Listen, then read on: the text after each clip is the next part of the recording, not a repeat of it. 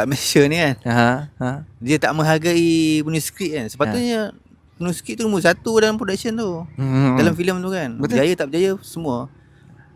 Bila tak berjaya salahkan penulis skrip lah. Bila berjaya pengarah ni nama. Pandai dia orang kan. Sebab aku kalau macam filem-filem yang berjaya kan, tahniah Production kepada production, tahniah pada director. Tapi Director lah penulis apa skrip ni. krik. Dia orang tak tanya siapa buat skrip bagus lah cerita ni. Bila cerita tak bagus, kau cari penulis skrip. Siapa buat cerita ni? Siapa buat tulis skrip? Aku baru terlintas benda tu. Kenapa jadi macam tu? Aku tak tahu lah. Dia memang belum belah manusia kot macam tu. Bila salah cari orang yang ni.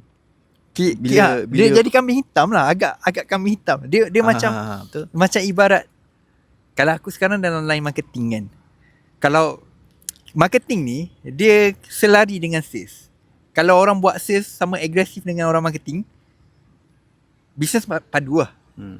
Let's say lah, aku buat marketing gila babi, tapi orang yang buat closing sale tu macam tai, layan customer suka tak suka kan, sale drop, salahkan marketing lah. Cakap marketing buat tak berjaya, marketing tai. Tapi bila marketing cantik, sales pun padu, tiba-tiba orang sales je dapat nama. Marketing tak payah ada commission tadi. Betul lah, macam sama dulu kan sekarang sama je. Macam filem Piramli pun. Macam filem Piramli yang berjaya kan. Contoh macam Cinema Menjadi Lapuk.